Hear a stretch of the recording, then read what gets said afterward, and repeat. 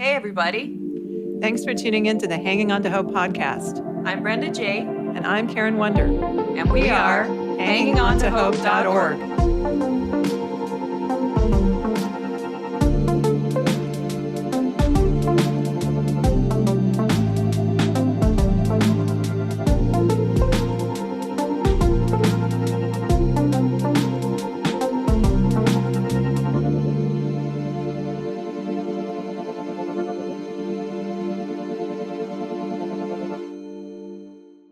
This podcast is intended as educational and is not psychological or medical advice.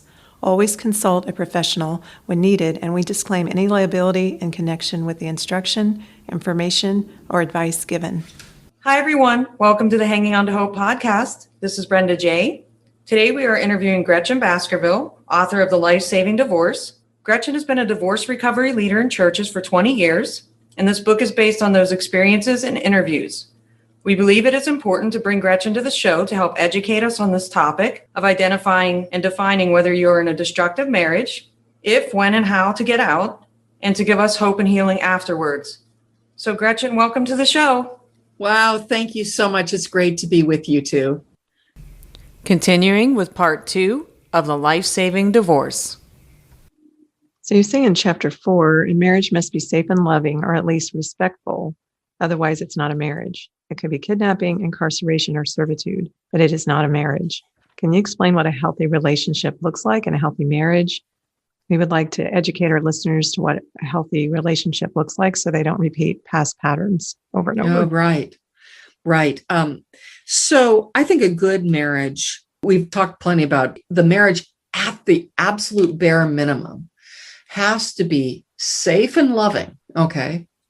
Or, I get that people don't feel attracted to each other. Doing life together does reveal some ugly parts about us, but at least respectful, safe and respectful, with both of them having some level of gratitude for what the other person brings into the relationship. To me, that's the minimum required standards. Because if it's not safe, if one person is dominating, is coercing, is pressuring, these are all things that are illegal in the legal world, extorting you, bribing you, coercing you, defaming you, threatening you, then it's not a safe marriage. It's not loving or respectful. And if this person feels entitled to treat you that way, then there's no gratitude there either. So what I look for in a good marriage is spouses who are friends, who are also lovers and companions. Together, they support each other and nurture each other. They both need and get safety and love from each other, or at least regard or consideration. They have a oneness, this one flesh oneness that the Bible talks about. They're on kind of a journey together, even if they have different interests and hobbies. At least they have a sense that they belong to one another. They come through for each other and with comfort and support during tough times. They go through the ups and downs. Remember, we were talking about external circumstances, those injuries, that illness, the car accident and so forth. They brush off slights. They forgive, one another. They figure out how to solve their problems. It's not a one-way street. It's not like only one person's emotions, wants and needs matter and the other person never does. It's where they both of them, they compromise so that both of their wants and needs and preferences matter. They're a team. Each one faithfully upholds their basic responsibilities. Another thing I found that I didn't expect to find in doing the interviews is just how completely one kind of very unsafe marriage is a marriage where there's complete indifference, where there's not even any gas, electricity, water, or heat in the home, or the vehicle that usually the wife, whoever the underdog spouse is, doesn't even run. It's not even safe during the winter, during the snowstorms, or where you are with the heat. So I see that indifference is another form of a very unsafe marriage. If you don't care about that person, then how are they any different from a slave? If you're going to demand that they give to you, I'm speaking from the standpoint of the badly behaved spouse. If you feel entitled that your wife make the meals, provide a warm bed, take care of the kids, is faithful to you, and you feel entitled to that, but you don't live by the same rules, well, we have a word for that. That's called slavery. Yeah. Where, or imprisonment. Well, I've where the felt other person... that way, so I get it. I can totally relate to that. In the book, you go over the different types of abuse in great detail, and you say sometimes it takes hearing someone else's story to recognize the truth of their own.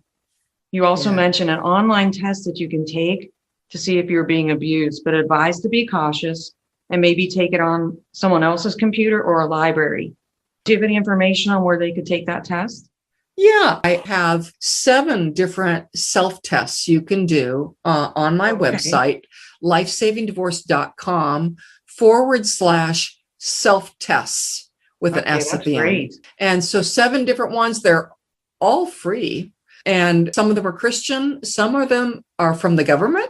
One's from Johns Hopkins, one of the top medical research organizations in the United States. And I think people really find it helpful to take a self-test to determine, is your marriage merely disappointing or is it actually, destructive?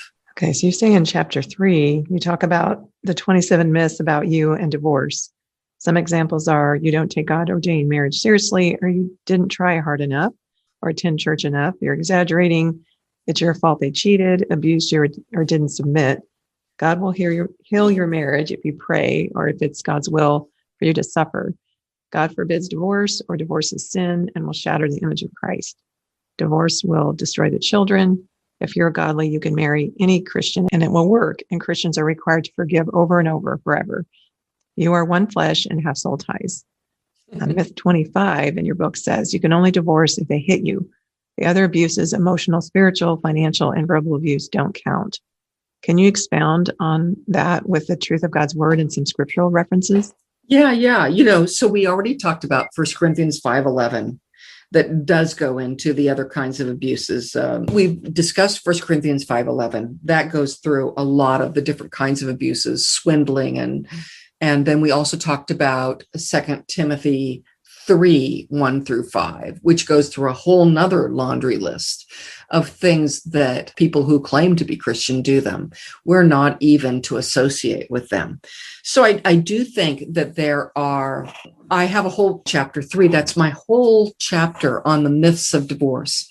And what I like to say is these are the myths of divorce that aren't true for people who take marriage seriously. For committed Christians, we do have to train up young people or immature people, and we do need to tell them that marriage is holy, and we do need to teach them that they need to be patient with one another and forgive. And these are all good basic lessons. But when we find ourselves telling, these kinds of things like, you just have to forgive and forget over and over and over again and walk the extra mile over and over and over again. You can tell when you're saying that to a committed Christian, something's badly wrong. Something's really going wrong in their marriage. I love, there's a woman online, her name is Sarah K. Ramsey. She talks about the phrase, if you find yourself saying that God wants us to be holy, not happy, she says, let me tell you, something is really wrong with your marriage, because people in happy marriages, they never say that to themselves. So if you find yourself saying that, you're already in a toxic situation. But yeah, I think there are a lot of myths that well-meaning Christians will use to pressure you to stay in your marriage. A lot of times I think they mean well, but they don't realize how bad it is. Right. And they're not open to hearing how bad it is either. When you've got that much scripture telling you not to associate with people who do those things. I mean, there are literally dozens of Old Testament and New Testament verses. Yeah, and you did kind of go over 2 of those at the beginning. Sorry to interrupt you.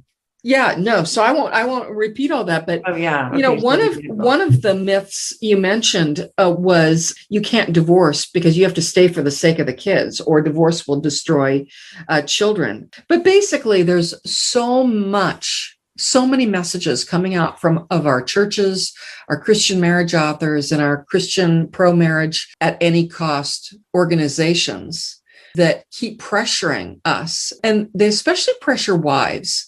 They start to say, well, he wouldn't be abusive if you didn't tick him off. He wouldn't cheat if you were more sexually available. He wouldn't, have this addiction if you made his life better and spoke his love language more. So there's these voices that shift all the blame of the sinful marriage endangering behavior of one spouse onto the other spouse. Mm-hmm. And that's just wrong. I mean, it's totally not fair, and it's wrong. I suspect they mean well, but they really need to examine what they're doing, because this is wrong. And if you're already a committed Christian, here's the analogy I tell people. Let's say that for a lot of people, abuse started on their honeymoon, or the cheating started within the first year or two of their marriage. So the day you walked back in to your house and tried to be pleasant and did your duty, you cooked, you took care of the kids, you provided a warm bed. Every single day you did that, you proved beyond a shadow of a doubt that you believed in the sanctity of marriage, that you were willing to sacrifice everything for the sanctity of marriage. You were willing to sacrifice your health, your well-being. You were willing to sacrifice your self-respect. If you had a spouse who demanded that you call and make excuses to his boss because he's dead drunk, then you sacrificed your good reputation. You sacrificed your own morality, everything. So there's no question that you valued marriage highly. You paid the price. I don't want, for people in a 20-year marriage, you've been walking on eggshells, living in a difficult situation for 7,000 days. I mean, that's 7,000 days that person went to kindergarten. They know right from wrong. That person, if they're a believer, has read the Bible. They know right from wrong. They claim to be serious about their faith. The Holy Spirit has been calling them, convicting them of sin and righteousness for 7,000 days. How many more days do you have to keep trying? If the Lord wasn't capable of changing this person, what makes, the average wife, who can tell the wife that she is responsible for straightening out her husband? It's just ridiculous when we think that is of a it that difficult way. place to put a woman. And in my case, when I talked to my pastor and his wife, like the wife did all the talking, but it was very pitying to me, because I felt like God was leading me to divorce. And I guess I wanted that support, and I did not get that. And so I ended up feeling even more alone because I didn't feel I had my church to support me during the most difficult time in my life. Yeah. So there's just such pressure that anyone, man or woman, goes through that's in that situation, and that just adds to it. Yeah. And I really feel for you, because when even your pastor isn't on your side, when they don't want to listen, when they just shame you, I mean, there's no wonder evangelical divorcees don't attend church as often as we would think they would, because of all these shaming messages. The other issue is they change long enough and you're married, they'll change for, sometimes it'd be several years, but then it just went right back to the same thing. Right, so right. You stay in hopes that, maybe he did change, but. Right. And they're good at changing their behavior, or at least making it go underground so you don't catch it any longer. Oftentimes they're great at changing their behavior, but they haven't changed their attitude, and they haven't taken full responsibility for what they did. So if they don't come to you, if they just try to give you kind of a glossy, I'm really sorry for what I did. I've been really a bad husband for the last couple of years. If that's all they do, and then they demand you need to forgive me. You're a Christian, you need to forgive me. Then that shows that they aren't really taking responsibility for what they did. If they don't come down and if they don't get down on on whatever, if they don't say, listen, I lied to you, I deceived you. I deceived our friends at church and blamed all this stuff on you.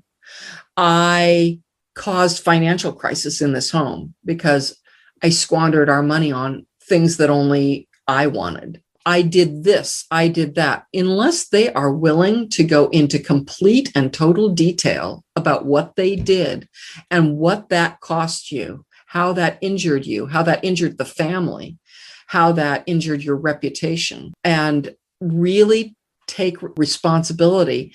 The other thing they need to do is say, my outbursts are my responsibility. My spending is my responsibility. And I failed at my responsibility. I was supposed to, get help for my addiction. I didn't do it. I blamed it on you. I was supposed to stop cheating. I was supposed to get help for my cheating problem.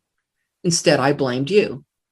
So they have to both stop the behavior, but that's only the first step. The real step is to absolutely change their entitled attitude, right? So that they stop doing that once and for all and take responsibility for their own behavior instead of switching it over to the other spouse. Right. So chapter 5 talks about the 10 common turning points in deciding to leave a destructive marriage. And you give helpful tips and advice for an escape plan. Can you talk a little bit more about the turning points and staying safe? Okay, so I talk about turning points, and because one of the most common questions I get in my private Facebook group is, how do I know it's time to leave? I'm not sure.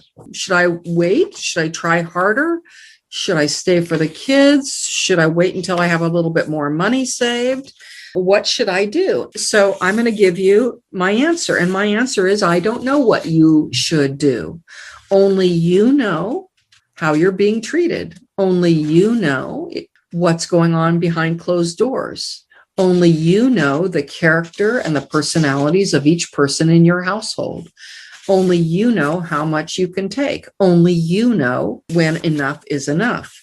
But what I will say is, let me tell you the 10 most common turning points for Christians, because that was one thing I asked Christians when I did all my interviews. The most common one is when they finally realized that what they were experiencing was genuinely abuse. When they finally looked at a list of abuse examples, their eyes opened, their mouth dropped open, and realized, oh my goodness, all these years I've been abused. Because they might call themselves pressured, they might call themselves controlled, they might say that it's their cross to bear because they have a spouse with emotional outbursts, but they've never called it abuse. So having the light turn on and calling it abuse is the comment I hear the most.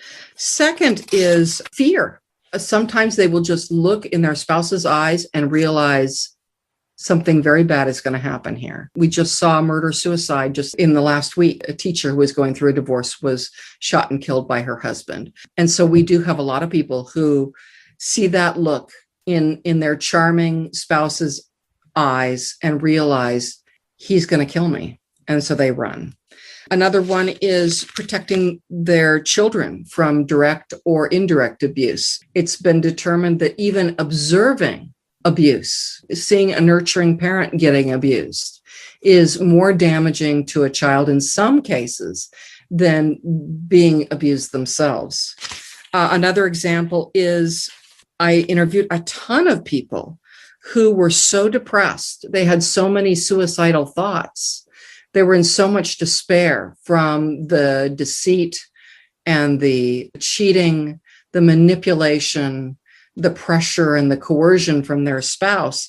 They ended up in some kind of psychiatric hospital or mental hospital. And it was there in the safety of one of these institutions that they finally felt they could be honest about their life, and they could finally look at their life and come to grips with their life and say, oh my goodness, this marriage is killing me. I'm literally being driven to suicide by this marriage. or in some cases, it's health problems. Yeah. And that's how they get out. Here's another one. And I've got stories from people in my book about all these different things. Right. Here's another one. Empty nesters. You hear a lot about gray divorce. Sometimes the kids move out, the couple retires, and suddenly the wife realizes, help, I'm alone with an abuser. There are no children to distract us. There are no children to be around as witnesses to what he's doing to me. And I need to get out, or this person's going to kill me, or I'm just a shell of a person. So that's why we see a lot of gray divorce with the baby boomers. Another one is someone I respected told me I was free to go. Maybe a godly pastor or a doctor or a counselor says, if you stay, I worry that you won't be alive 5 years from now. Mm-hmm. And I just really appreciate the pastors and counselors and doctors who are willing to say that to people. A lot of times it's an old friend who says, I know the loving, wonderful person. I see it. I see you. I see the same person I remember in high school, but you're being treated badly and you don't deserve this. So that's a big one. That's a big turning point. Or a friend who walks with them and gives them courage. And finally, and we don't talk about this that much, but for a lot of people, they pray and they say, God, I know you don't like divorce very well. If you want me to leave, you've got to give me an undeniable sign. And now I've heard people say, well, that's just confirmation bias. No, it's not. These people actually do believe that they have to stay, but they pray, God, give me clarity. God, give me a sign. And one after the next, really amazing things happen. And that person, maybe they have a dream, or maybe it is a literal sign, or maybe it's something. But God tells them in a way they clearly understand it's time to go. Yeah, and that's what happened to me, because I prayed, because after that conversation with my pastor and wife, I had a good, very wise friend tell me, I think you hear from God, pray for confirmation. And God totally gave me confirmation. And I did totally surrender. I was willing to hear, I'll do whatever you want, God. And I felt God give me that confirmation. So that's a big, important part of my journey. And that is an important part, because here you were a person who was completely handed over your life to the Lord. Whether you say yes or no, Lord, it's completely up to you. And sometimes the Lord reveals it's time to go. The last of the 10 turning points is when you don't really have a choice because your spouse, divorced or abandoned you. And these people are really crushed. And for the first year, they are worse off than the people who filed for the divorce. But by the end of the second year, they're coming to the reality that life with a person who doesn't have any respect for you is no good. That's not a real marriage. How is that holy? Mm-hmm. And so by the end of 2 or 3 years, those people are at the same level as the people who filed, as far as back to their normal level of happiness, whatever that was for them. Yeah. Those are the 10 key turning points. And I do, you can find escape plans online. Right. I have one in my book too. Yeah. All right. So the last question I think we're going to ask you that we're going to talk about, you explain that life-saving divorces are good for kids and it may be the best way to protect your child in chapter 7. Anything to add to that? Oh my goodness. This is where nobody told us. We were always told that divorce was universally destructive to children. Right. I stayed in my marriage for my kids. Yeah. And I did too. I had absolutely biblical grounds by year 3. And I stayed for my kids. What was I thinking? Because we were never told the truth. So if you go on some of the big marriage at any cost websites, the Christian websites, they want you to stay in your marriage no matter what's being done to you, abuse, infidelity, anything. You will find that they consistently lie about what research has found. And I hate to say that. I would like to think that they just didn't read the book well enough, but they will quote the big researchers.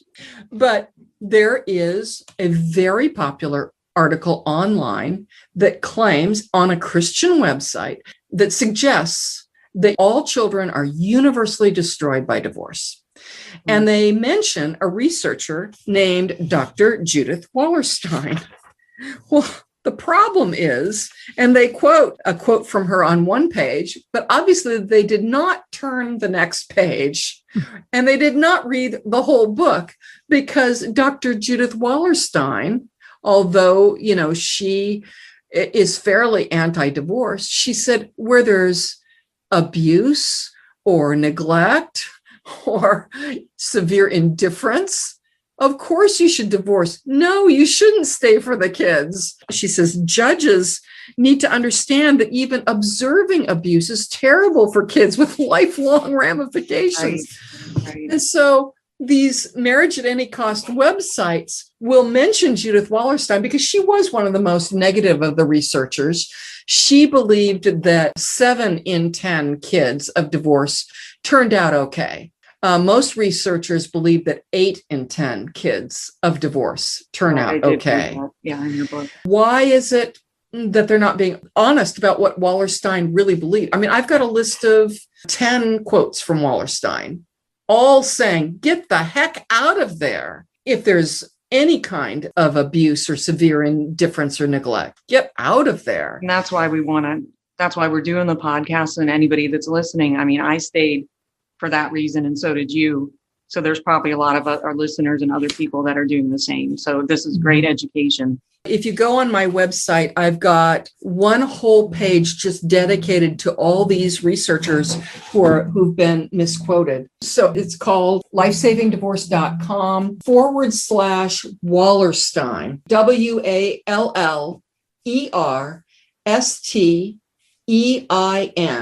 You'll see all of her pro-divorce quotes saying, don't stay for the kids, get out of there. That's great. If the marriage is toxic, get out. I'm going to talk about this same article that I found on a Christian pro-marriage, pro-family website. They quote Dr. Linda Waite, and they say, if you just stay 5 years, your unhappy, miserable marriage will likely become happy. That's not what Dr. Waite said. Oh. So I've got the real quotes from Dr. Why didn't they read her whole study? Why did they just read one line? Wow. On page 33 of her 2002 study, she actually says that divorce is the best outcome for some of these homes. Yeah. Why didn't anyone tell us that? Especially if the situation's that bad. Exactly. You'll hear quotes on that in that same article from Andrew Cherlin, major researcher.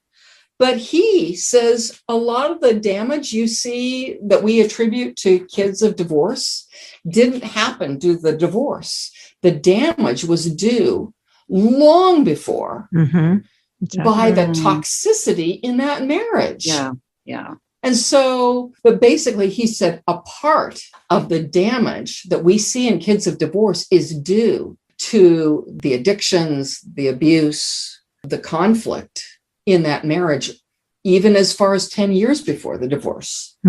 They studied people over a long range of time, and they found in 7-year-olds were already having behavior problems 10, 12 years before their parents divorced due to that marriage endangering sin going on in that home.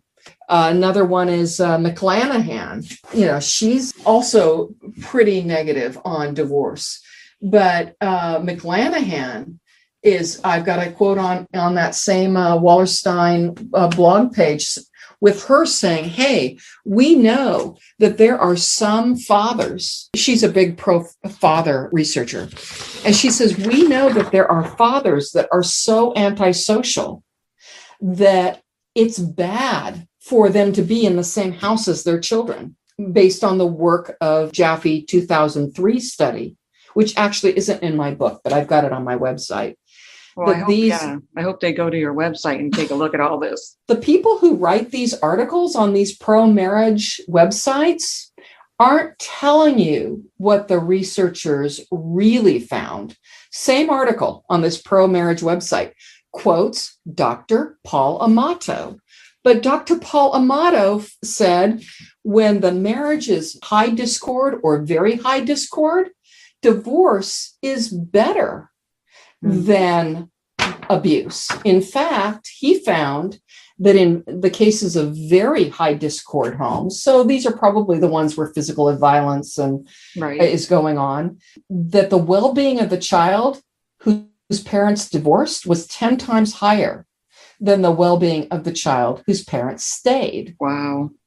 Unbelievable. Just why isn't anyone telling us the truth? Yeah, I wish I would have known. No idea. Me too. Everybody's I hear you, my friend. I hear you, my friend. It's making me a little sad. Well, to wrap this up, in chapter 10, moving on and finding happiness again, you talk about getting to safety, dealing with trauma and the PTSD, but you do say that having gratitude, a positive mindset, going after life with both hands, and using your experience to bring comfort to others are keys to happiness. Any other advice that you would like to give to help others heal while we wrap this up? Yes. Make sure that you make new friends among positive-minded people who have been through divorce and have walked that path. So, and I'm not talking about people who say, well, I got rid of that jerk. I mean, I'm talking about people who are embracing life with both hands.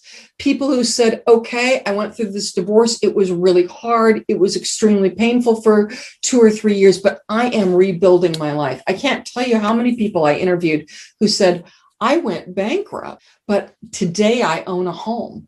Or we were living in squalor, and today I have a roof over my head and I can hold my head high, and my children are doing well in school. You know, in my case, I had to make decisions like, do I buy a gallon of milk or a gallon of gas? I mean, that's how desperate it was for us financially during the first 2 years of my divorce. And today, my children have finished their education. They're good citizens, good friends, good employees. People like them.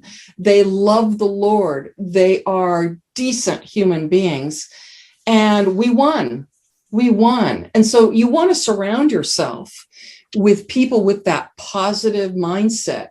And we let go of our anger. After several years, when you've been surrounded by people who you can really tell your story to, then you don't need to be so angry anymore. Exactly. You've got the support group of people around you who know what you've been through, and they get it, and they honor your journey, and they speak up against the injustices that were done to you. So after a while, you can forgive. You aren't angry or bitter. Absolutely. And those are the people you need to find as new friends, because you need a place where you can speak up about your experiences. Right. That's great advice. Well, in conclusion, I'm taking a little excerpt from your book. How do we do better? You say it's simple, but not easy. Our priority should be on teaching and mentoring people to have good character. Our focus should be on an individual's integrity and trustworthiness, not on their marital status. We need more reliable, kind, and safe individuals in the world, good citizens who will carry out their duties faithfully and honestly in every area of life as unto the Lord. Marriage is not what makes good people. Character counts. We will have more healthy, safe, and loving families if we have responsible, fair-minded, and good-hearted people. Those who love to exploit others and feel entitled to take advantage of people beneath them should not be encouraged to marry, nor should they have power over anyone, either in business or in private life. And I just thought that was just incredible. I love that part of you. What do you say in that part? Thank you. Thank you. Thank you so much for being on our podcast. This was such good information. It's a lot of information, but it's good information. So thank you so much. I know you said you're losing your voice, so we want to wrap this up. But where can we find you on social media? I know I'm following you on Facebook. Can you share us? Yeah, so people just want to dip their toe in. They can go to lifesavingdivorce.com. I have lots of blog posts on all kinds of crazy issues, but look especially for the ones on kids and divorce. I've got a whole category. I have a private Facebook group with over 2,200 people in it. The vast majority of us are devout, committed Christians or other people of deep religious faith. You can follow me on Twitter, Gretchen Baskerville. You can follow me on Facebook. I'm on Instagram. I just dipped my toe into Instagram. I'm a little bit fiery. I'm a little bit snarky, but I really believe that the truth will set you free and that it's not God's will Yes. for people to be in bondage to evil. So thank you for your time. Yeah, well, thank you so much for being on our podcast. Thanks for tuning in to Hanging On to Hope. Check out our website, hangingontohope.org. There are resources on there, and if you would like to donate or volunteer, you can do that through our website. We are a brand new nonprofit, so we appreciate any and all support. And we thank you for listening, and until next time, keep hanging on to hope. We are evidence that there is hope and healing for you, and our passion is to help you find it too. So thanks for tuning in. Thanks for listening, everyone.